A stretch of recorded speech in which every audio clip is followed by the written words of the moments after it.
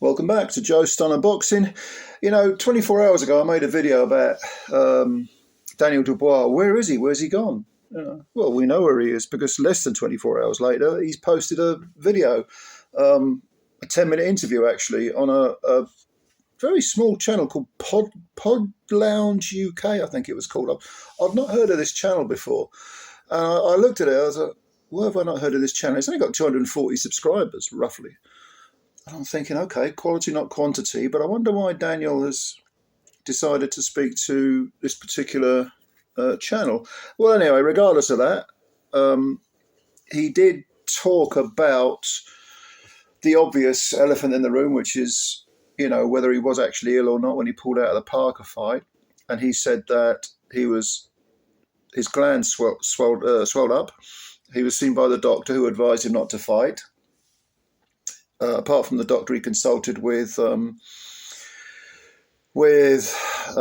his team, as he put it. He didn't mention Don Charles by name, which is intriguing. And he said that, I wanted to go in here and beat him up and knock him out and all this, but I just couldn't. And as he put it, shit happens. All right, shit happens. Yeah, he's right. I've never cast aspersions on Daniel. If there is anything going on behind the scenes, to be honest with you, I don't really care, because I made it clear in my previous video I want to see Daniel fight Joseph Parker. And credit to Daniel, he said he wants to fight Joseph Parker, still wants to fight him. He also mentioned USYK. He says, I want USYK, I want A.J. He mentioned A.J. again. They did have a rematch clause, which A.J. couldn't honour because he himself was supposedly injured. He had some niggles or whatever. I don't know whether that's true, but, again, it's irrelevant whether it's true or not, because, see, if someone lies, my attitude is, okay, if they're telling the truth, great. If they're lying, who cares? I mean, either we're going to see it or we're not. But Daniel was talking tough. He was saying, I want everyone. He named the three, I think Parker, AJ, and certainly USYK, who, of course, has a knockout victory over him. He wants those three. And then the interviewer said, what about Derek Chisora, who it's been reported about, I think I read it about an hour ago, even less, is the mandatory for Daniel Dubois, his IBF title.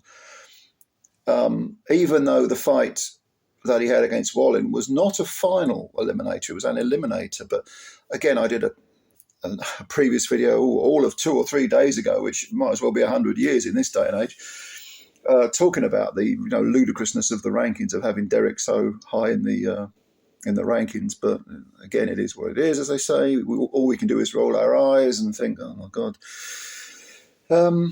And Daniel, when asked about Derek, sort of ummed and ahed a bit. He thought about him. Well, you got the impression he would rather have one of the names he'd already mentioned. But he said, well, he kind of damned Derek with faint praise, because he said, well, yeah, that would be a good comeback fight.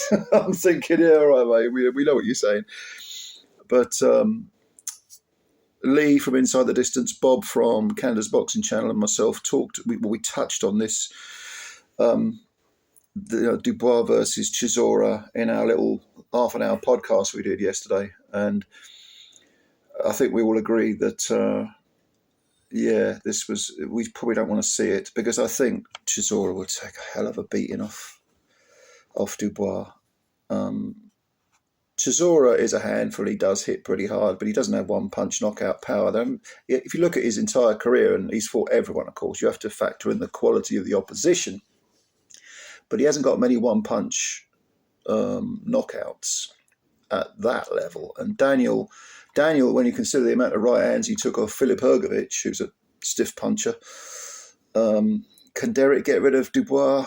You never know, do you? But no, all I see is Derek shipping horrendous salvos and just a ton of punishment.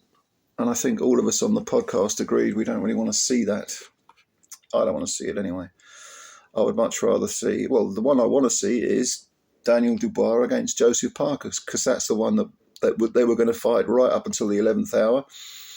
And I think that's still the one that I think is intriguing. Now, as I said in my previous video, my second choice would be if Usyk does fight Daniel, because Usyk himself has said, I want Daniel Dubois next, which is probably why Daniel has the inside track for an undisputed fight, because Usyk himself has said, I want that. But then Parker gets the winner. I think Parker really deserves a shot. So does Caballel, by the way.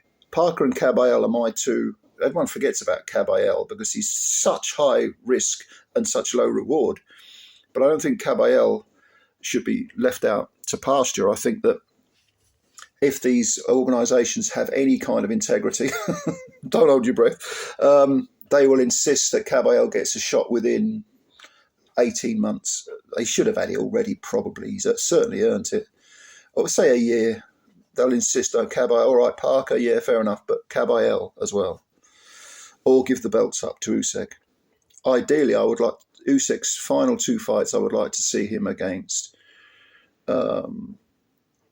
If I had the magic wand, I'd want him against Parker and maybe Parker or Dubois, but certainly Caballel I think deserves a shot as well. Don't forget about A.J. Caballel. He's earned the right to be in that mix. He really has.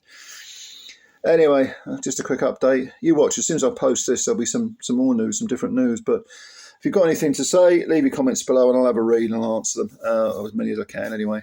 And if you like the video, of course, hit the like button and subscribe to the channel if you're new. Let's get ourselves to 6,000. Come on, 6,000 subscribers. I think we're on 5,920 or something like that. Anyway, I'll leave you now. Thanks a lot. Looking forward to what you've got to say. Bye for now.